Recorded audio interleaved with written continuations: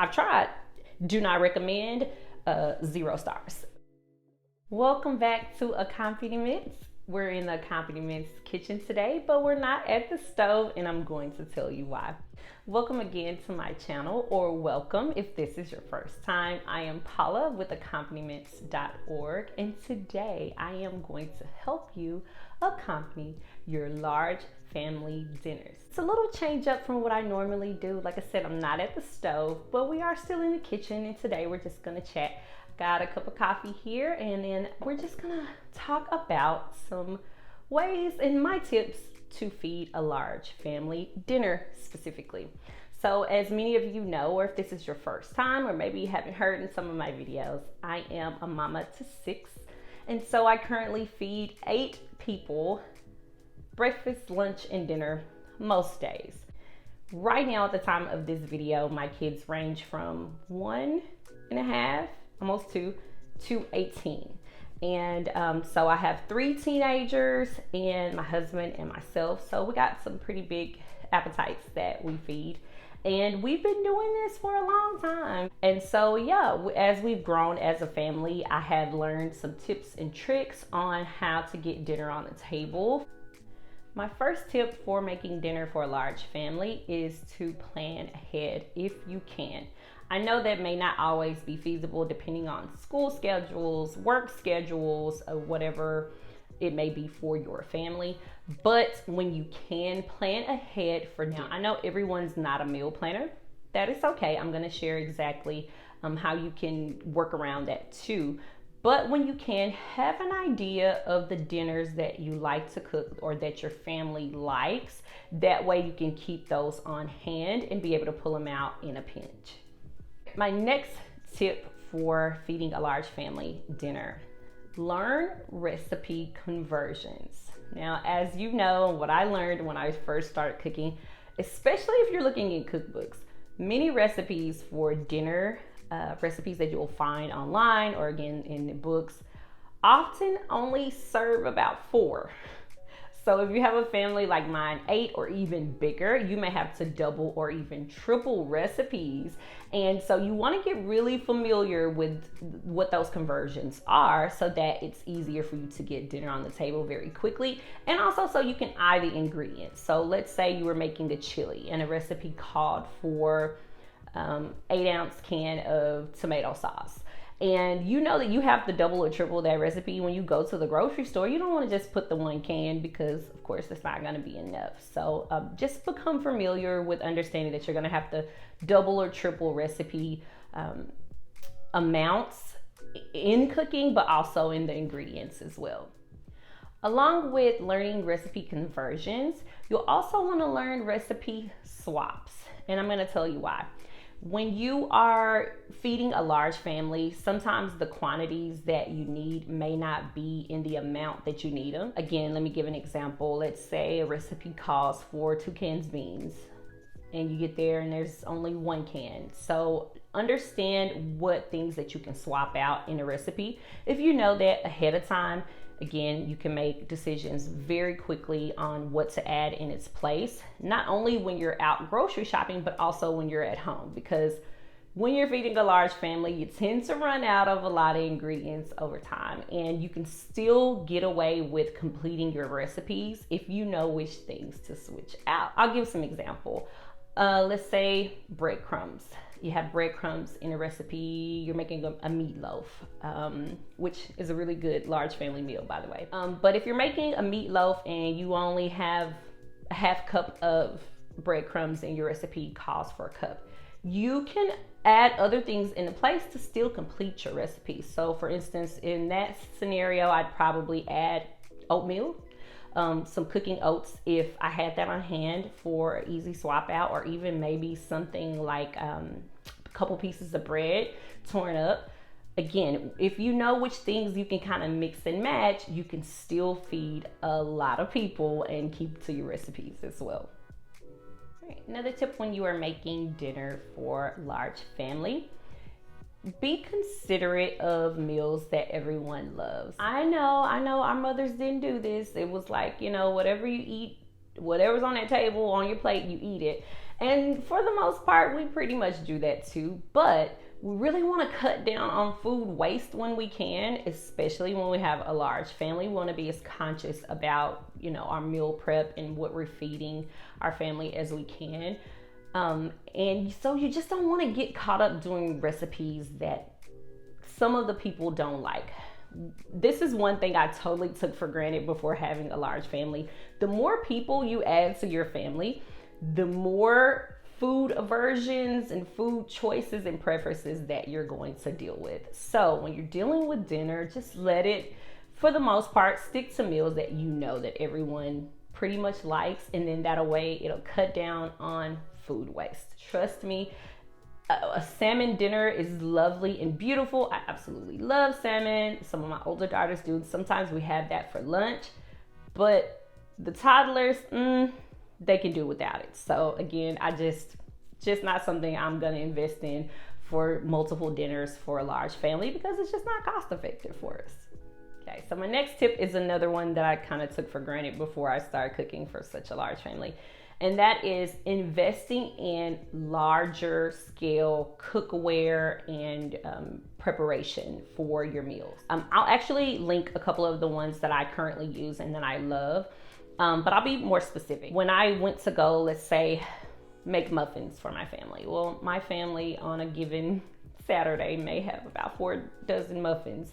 And so when you're making that amount of muffins, dealing with a small mixing bowl is just, yeah. I've tried, do not recommend, 0 stars. But yeah, you're gonna wanna invest in some quality cookware, large bowls, large pots. Otherwise, you don't necessarily have to, but it's definitely a convenience in order for you to do so to make meal times quicker. But if you don't invest in larger cookware, then you can also just get multiples of things. And I do that too. Sometimes I have to have 2 and 3 skillets of one thing going at a time. But for the most part, I try to use large stock pots, large mixing bowls. I have a larger size on my Instapot, things like that, to accommodate my family size. All right, my next tip. Consider changing your cooking method depending on the meal that you are making. Let me give more detail on that. Let's say we're making burgers. That's a family favorite of ours, especially on the weekends. We like burgers, pizzas, of course, homemade, but we still love to have them. What I found, maybe about child number 3 or 4, is that could get really time consuming sitting there flipping burgers. But same thing with pancakes. I rarely make pancakes because they're so time consuming to just flip 1 pancake in a pan or 2 pancakes in a pan when I have so many people to feed. So in the case of burgers, instead of me doing them on the stove on a small skillet, unless I do them on the grill, I will actually put my burgers in the oven and bake them at 400 degrees for about 20 to 30 minutes, just depending on how thick the burgers are. But that way I can literally cook like 12 burgers at a time, as opposed to a few burgers in a pan at a time. So even though that's not the standard recipe for burgers, again, that change can help me accommodate my recipes, my family size, and I can get dinner done very quickly instead of standing over the stove all day. Again, like I said, same thing with pancakes. You could do things like Dutch oven pancakes or even casseroles instead of just flipping pancakes one at a time. And let me give a couple more examples on meals that you can kind of change the method on. One good one that we like to do often as well is fajitas. Again, doing maybe 2 to 3 pounds of meat for my family size in a skillet would overcrowd my pan, even my largest pan that I have. So I have the option of just doing multiple pans at a time, or what we like to do is I do sheet pan fajitas. So I can put my meat and vegetables, for us it's 2 sheet pans, but I can stick them both in the oven at the same time. And again, dinner's done in 20 to 30 minutes as opposed to 45 minutes or even an hour.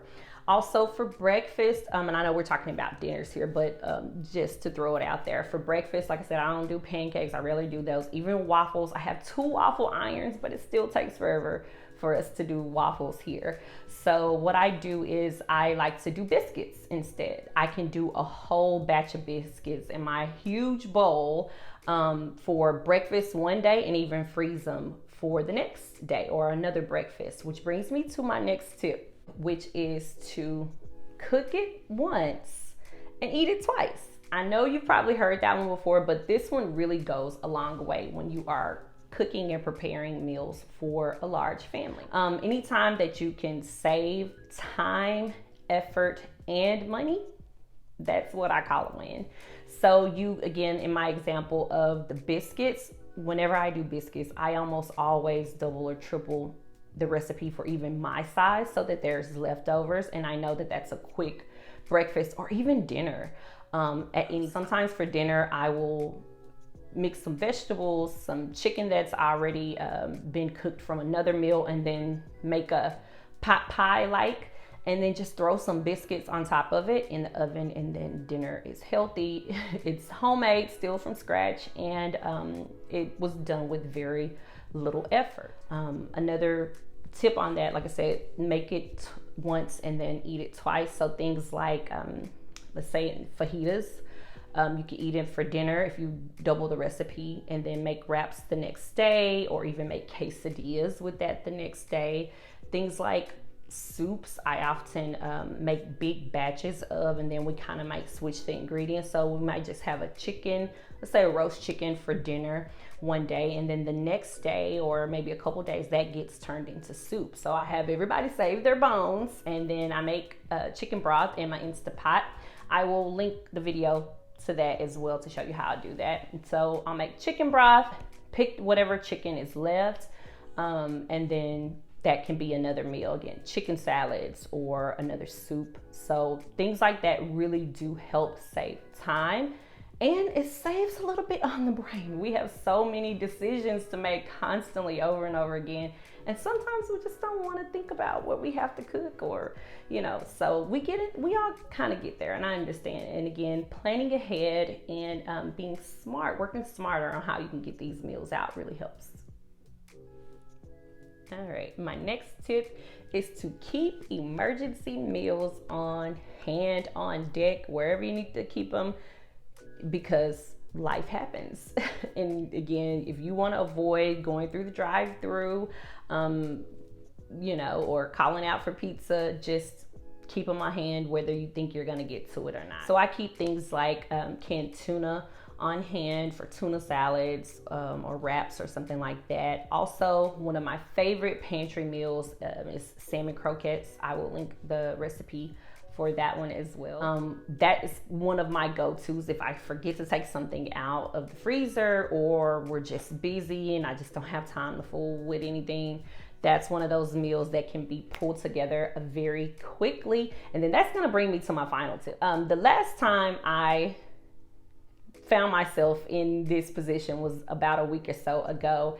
And the wonderful thing is that I had my salmon, my canned salmon in the pantry, but also I had my recipe written down, and my daughters are actually the ones who took my recipe and made that. So that brings me to my final step, which is to employ help when you can.